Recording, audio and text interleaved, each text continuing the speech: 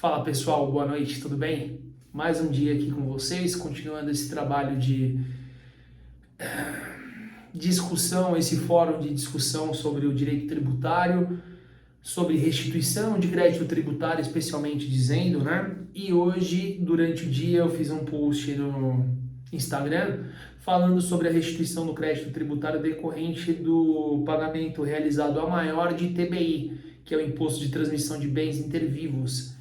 E o que eu disse lá? Eu disse que no município de São Paulo, porque o ITBI ele é um tributo municipal, no município de São Paulo vem sendo utilizado como base de cálculo, porque, resumidamente, para poder cobrar um tributo, você tem dois parâmetros. Você tem a alíquota, que é o percentual que a legislação determina, que incida sobre uma base de cálculo, que ela é determinada por um fato gerador. No caso do ITBI, qual que é o fato gerador? O ITBI ele é o Imposto de Transmissão de Bens Intervivos. Então, o que é o fato gerador? Qual é o fato gerador? A transmissão do bem, a realização do negócio. Então, o município de São Paulo, ele criou arbitrariamente, assim como outros municípios, mas São Paulo principalmente, um valor que não é o valor venal e não é o valor do negócio, o valor de mercado. Chama-se valor venal referencial, que é um valor intermediário. Intermediário não, é um valor alheio a essas duas referências, e esse valor, ele é em São Paulo, no município de São Paulo, em média 154%, corresponde a 154% do valor dos negócios celebrados. E isso impacta em quê? Isso impacta na arrecadação do município. O município aumenta, existe uma majoração na arrecadação tributária do município, e a consequência prática é que o contribuinte, o comprador do imóvel, se onera excessivamente, se onera além do devido, porque o devido seria que incidisse a alíquota, via de regra 3% sobre o valor do negócio e não 3% sobre o valor referencial. Então, em hipótese, imagina um imóvel de 100 mil reais, você teria 3% sobre 100 mil reais, pagaria 3 mil reais de TBI, seria o correto. Quando utilizado o valor referencial do município, se a gente considerar 154%, a gente estaria falando de 154 mil reais. Já vai subir o valor de TBI, naturalmente. O contribuinte vai sofrer no bolso as consequências. E o município vai colher os louros desta manobra ardilosa. E eu digo ardilosa mesmo porque é o seguinte, vamos lá. Onde existe a disposição, a previsão legal de que o ITBI, a base de cálculo, é o valor do negócio? Isso está disposto lá no CTN, que é o Código Tributário Nacional. Então, uma curiosidade. Eu falei no vídeo de hoje que esse tema é matéria de tema firmado, tese firmada no STJ, e de fato é uma tese firmada recentemente.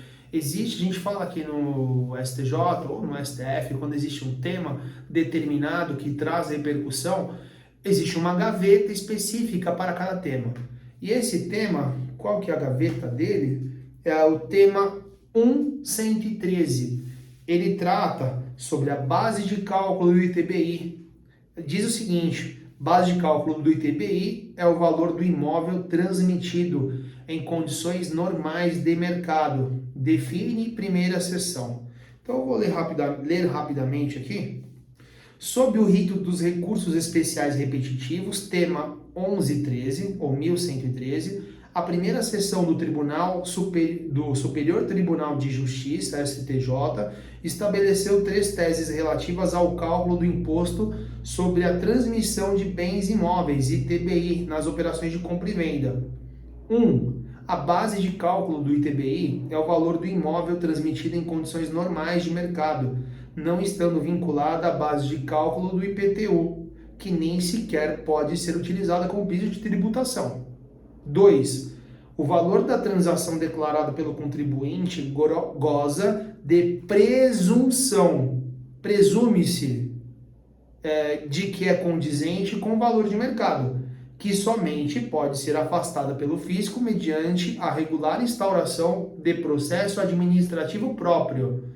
Artigo 148 do Código Tributário Nacional, CTN. 3.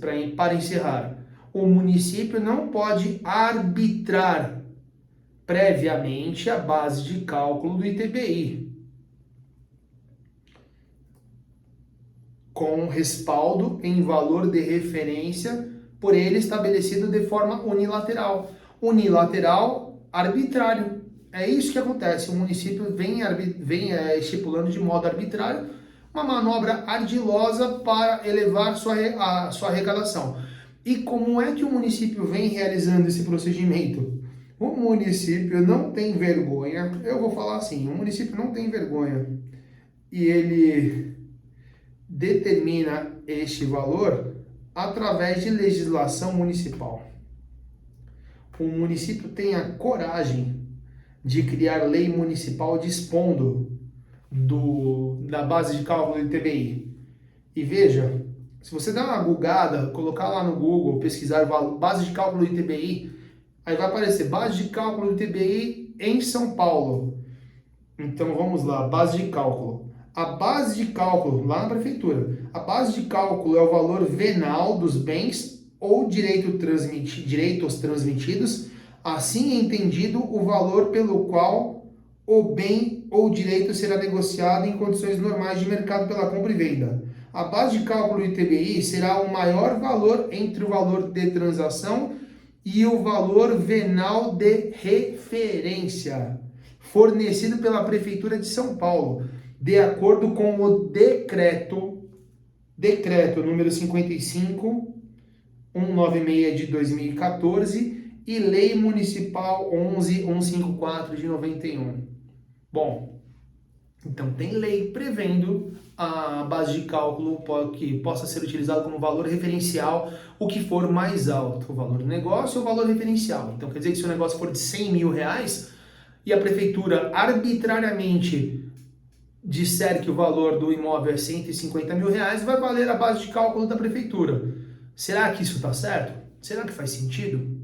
Bom, eu disse que esta previsão está lá no 154 do Código Tributário Nacional. O Código Tributário Nacional é de 64 e ele foi instituído como lei ordinária. Qual que é a diferença da lei ordinária para o que eu vou dizer agora? Na Constituição de 88, a Constituição recebeu o Código Tributário Nacional como lei com status de lei complementar.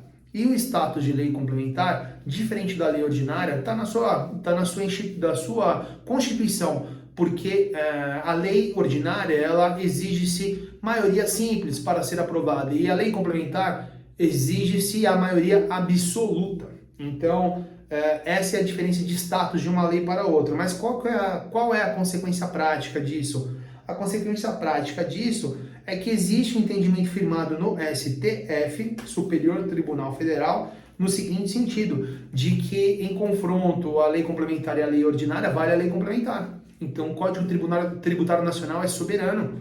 Ele não pode o município, primeiro que existe uma pirâmide jurídica, que a gente aprende lá no primeiro, quem é estudante de direito ou quem é bacharel, advogado, colega, lembra lá que na teoria, na introdução ao estudo do direito, estudamos Hans Kelsen. Então existia a pirâmide de Kelsen. A pirâmide de Kelsen, você tem a hierarquia das normas. Então lá em cima existe a norma mais importante e depois você vai descendo a pirâmide com as normas inferiores. Então as inferiores não se sobrepõem às normas superiores. Bom, o que acontece aqui? A lei complementar, a Constituição Federal recebe como lei complementar, vale a lei complementar em contrapartida não, se sobrepõe à lei ordinária. E mais do que isso, a lei municipal evidentemente é inferior, é uma lei sorrateira. Decreto não pode legislar através de decreto, legisla-se através de lei. É simples, é um subterfúgio, é uma manobra sorrateira do município para aumentar a arrecadação. Bom, dito isso, a gente já tem essa definição de que a base de cálculo do ITBI é o valor do negócio efetivamente realizado. Até porque, eventualmente, o que pode acontecer? De repente, a oportunidade faz um momento, né? O momento faz... Agora, confundi o ditado. Mas, enfim, de repente existe uma conveniência de negócio. A pessoa está precisando muito vender, você tem ali o aporte à vista e consegue um bom desconto, um valor até abaixo do mercado. Ué, é o valor que você declara do negócio. Você auferiu o patrimônio na proporção do que você pagou, dispôs de valor. Então, natural que aquela seja a base de cálculo, não pode ser um outro valor. Ponto. Definido isso, a gente tratou do primeiro tema, que, resumidamente falando, quem pagou ITBI nos últimos 5 anos e houve o arbitramento deste valor referencial, que é acima do valor de mercado, tem direito à restituição. Isso aqui é feito através de ação. É uma ação de repetição de indébito e dos últimos 5 anos, se for nesse lapso de tempo, pede-se a restituição desse valor que foi realizado o pagamento excessivamente ao valor devido. Bom, ou então se a pessoa vai realizar a escrituração do imóvel e exige-se o pagamento do ITBI, uma outra alternativa é que seja impetrado o mandado de segurança. Então é uma outra alternativa, porque a garantia do direito líquido e certo do indivíduo de realizar o pagamento no limite do que a legislação determina, que é a base de cálculo correspondente ao valor do negócio. Bom, então, dito isso, isso tem mais conexão com o tema que eu publiquei no vídeo hoje. Agora, sem me estender muito, o que nós temos verificado? Que existe algumas circunstâncias, especialmente das construtoras e incorporadoras, que realizam a venda do imóvel na planta.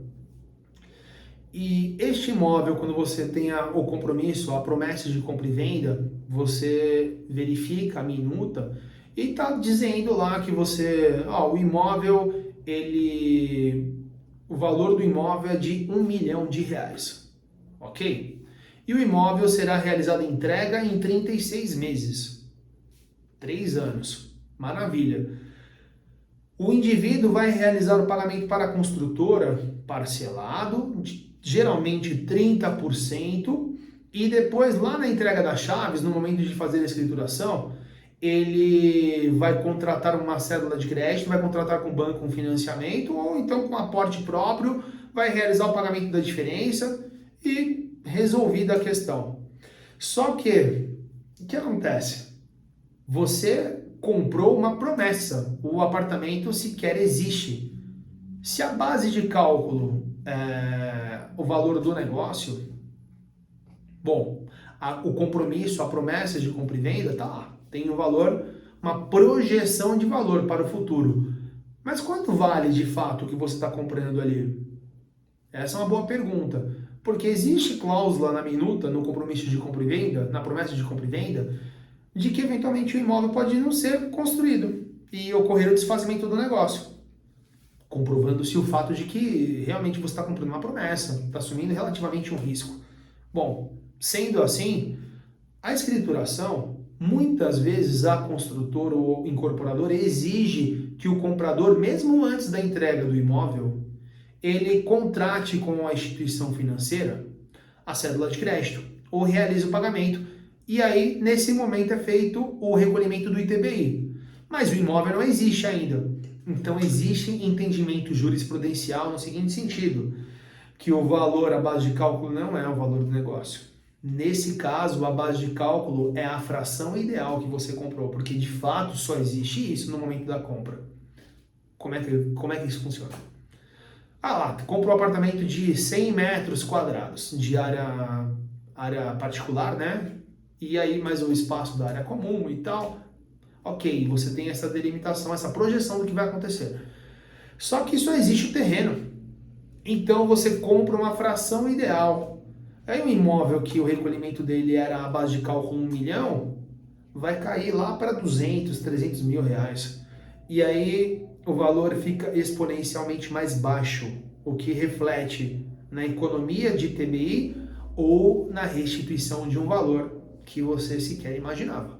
Então, Existe julgado no Tribunal de Justiça do Estado de São Paulo nesse sentido, e é uma questão até que para o escritório não é uma questão muito antiga, é nova, tomamos conhecimento há pouco tempo, mas já temos obtido algum sucesso, algumas antecipações de tutela, e é bastante interessante e faz todo sentido. Se você para pensar na lógica da coisa, está comprando uma promessa de imóvel, não existe imóvel. Então a base de cálculo não pode ser a projeção do futuro do imóvel. Ou então a gente está tô com um caso agora nessa semana, justamente um imóvel ali no Brooklyn, e o valor do imóvel, a celebração do negócio a promessa foi de R$ 862.700. O prazo de construção, 40 meses, algo assim. E chegou lá no momento da celebração da cédula de crédito, que a construtora exigiu, e conforme o contrato, a promessa de compra e venda deveria ocorrer em dezembro de 2022, o imóvel foi obtido, o contrato a promessa de compra e venda em 2018. Lá em 2022, o imóvel deveria estar pronto. E aí, por conta disso, o recolhimento é realizado o recolhimento de TBI anterior à escrituração do imóvel, senão não consegue escriturar. Foi feito o pagamento com base em uma atualização, para piorar, porque existe o Índice Nacional da Construção Civil e no período da pandemia o INCC disparou, trouxe reflexo. O valor que era 862 mil tornou-se 1.200.000 basicamente. O valor de TBI já disparou. Só que o imóvel foi entregue 7 meses depois, ou seja, no momento da escrituração, no momento do recolhimento, ou melhor, no momento do recolhimento do ITBI, não tinha imóvel. Como é que pagou? Como é que se paga um valor considerando o valor da projeção, se ela não foi realizada? Então é uma discussão também, uma diferença grande. Se for utilizar esse princípio, essa decisão anterior que eu mencionei, que a projeção, a base de cálculo tem que ser a fração ideal, vai despencar e a restituição será gigante. Então, ali é um imóvel um apartamento, um condomínio, né? Que todo mundo passa pela mesma situação e a prefeitura botou no bolso ali um valor que não deveria, no nosso entendimento, e os julgados são nesse sentido. Então, acho que deu para falar um pouquinho melhor do tema, trazer um pouco mais detalhado as nuances do ITBI.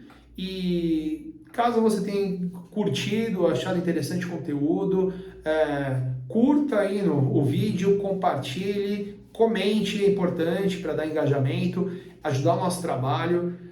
Conforme eu disse, todas as terças-feiras e quintas-feiras eu estarei aqui com vocês e pretendo comentar algum tema tributário, especialmente restituição de crédito tributário. Não é pouco o tema, não são poucos os temas, tem muita coisa para a gente poder comentar, as novidades. Então, o Haddad essa semana aqui falou algo a respeito do PIS e COFINS que não faz o menor sentido. Então, a gente conta com a colaboração de vocês. Vamos continuar aqui esse trabalho. Agradeço muito a presença de vocês, a colaboração, e curta, comente e compartilhe. Muito obrigado, ótima noite, até quinta-feira.